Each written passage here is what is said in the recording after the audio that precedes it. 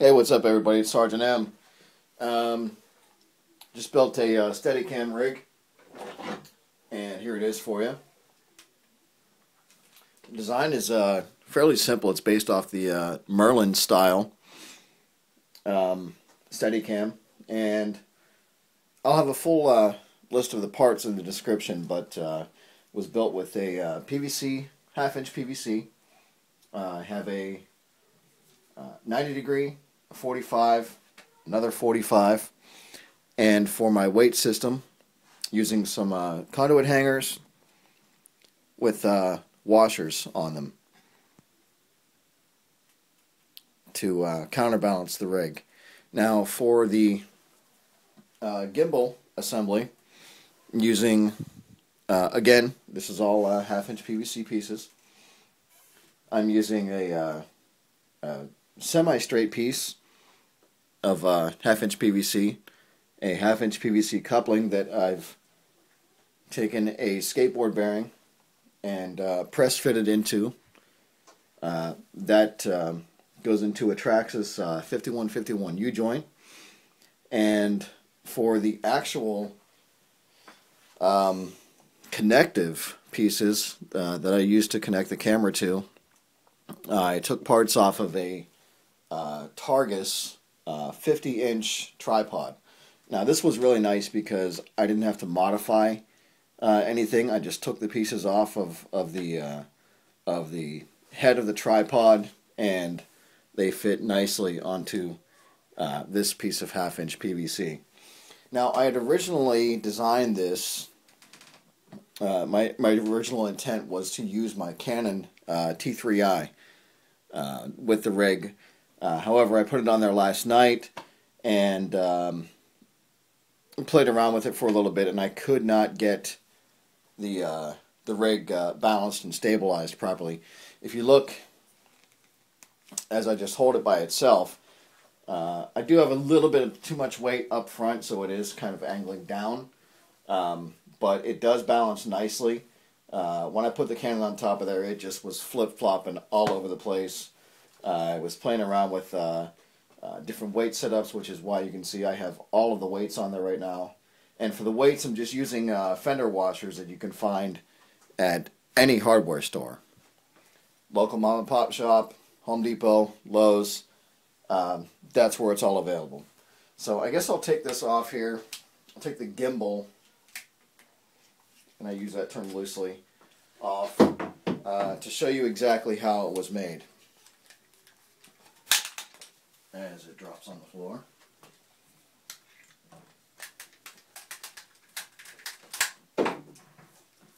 Alright, so this is the gimbal assembly. Okay, again, half-inch PVC coupling. I couldn't find straight pieces of half-inch PVC. I went to Home Depot. Couldn't find them. I don't know why. But these slightly angled pieces, they do work well. So it serves its purpose. Inside of this PVC, half-inch PVC coupling, you can see a skateboard bearing. And all I did to get that in there was took a rubber mallet and pounded the heck out of it. Traxxas 5151 U-joint.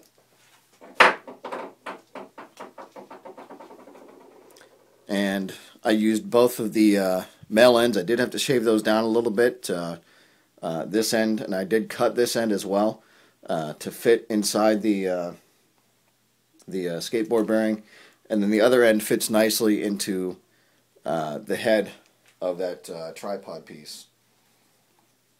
So I'll go ahead and put those back together.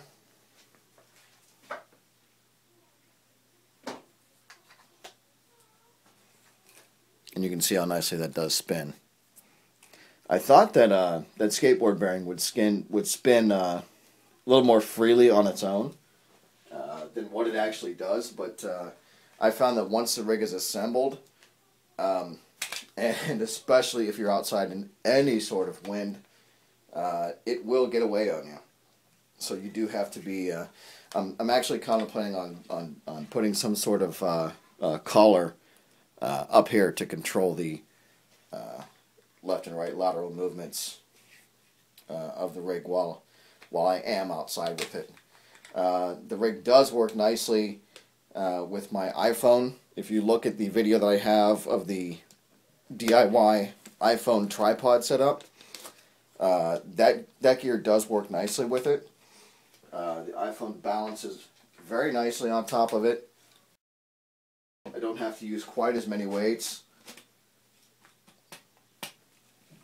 And that's really, I guess, about it for a total walkthrough. It was very easy to put together, relatively inexpensive. I think I have about $25 or $30 into this thing, and that includes the $15 that I spent on the tripod. So it's really really inexpensive to build if you're into that. I guess it's really cold outside. I'm not going to go outside with the iPhone today. It's about 36 and threatening to rain, even though we're almost into May here in Ohio, which is typically nice weather. But I guess I'll take the iPhone off the tripod right now and kind of walk around the shop down here.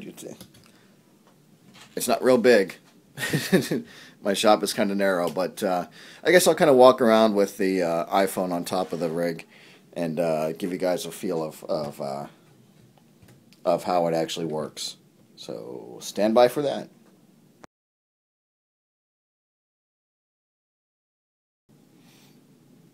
All right, so here we go. I have the iPhone mounted on the Steadicam rig, and I guess I'll just kind of walk around the shop here.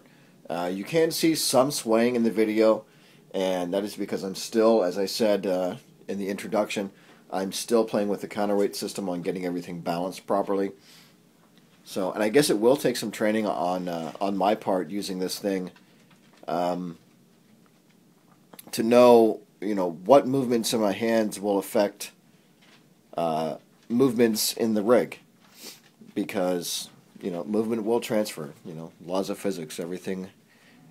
Every action has an equal and opposite reaction. So every action from my hand causes a reaction in the rig.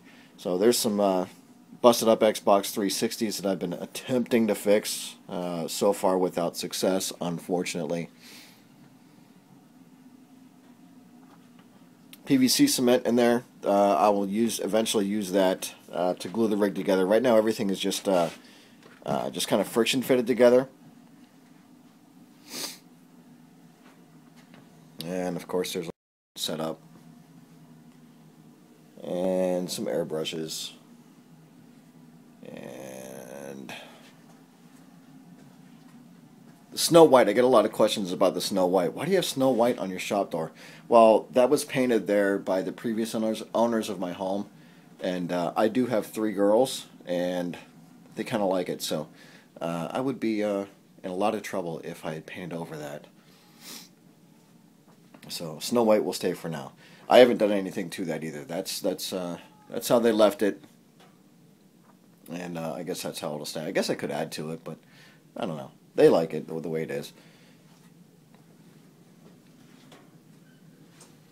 So there we go. There's some fast spinning, and when I stop it, you will see some swaying.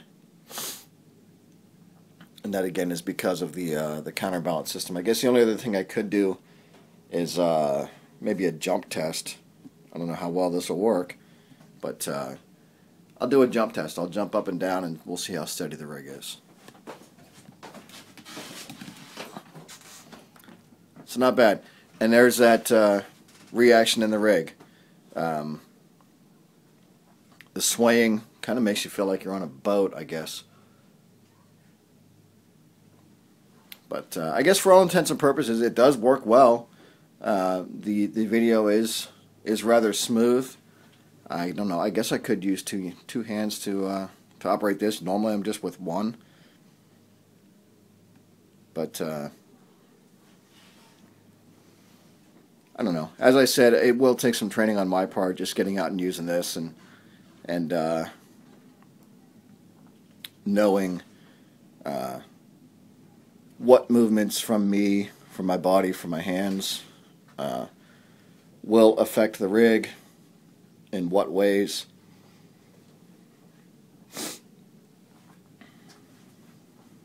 There's the cases for my chrome, Badger chrome, my Badger, or my, yeah, DeVilbiss dagger. Auto Air, Sparklescent Porn Star Pink. That's going to be going on my cousin's four-wheeler for his daughter. I know this isn't a painting video. You guys probably didn't come here to see that, but if you can't tell, that's what I'm into. Lots of Auto Air up there. Even more stuff in that cabinet. This is the eye, the opaque eye from the Power Series Level 2 that I started working on, that I have to get back to one of these days. So there we go. I hope you liked the video. I hope it kind of helps you out. I'll have everything in the description as far as what parts I use and where you might be able to find them. So if you like it, or if you don't, please leave me some feedback. Let me know. If you have any ideas on how to better counterbalance this system, I'm certainly open to hearing about those. Maybe you've built one, you know exactly what counterbalance system works best. Leave it in the comments. I would certainly appreciate it. So I guess for me, thank you for watching, and we will catch you next time.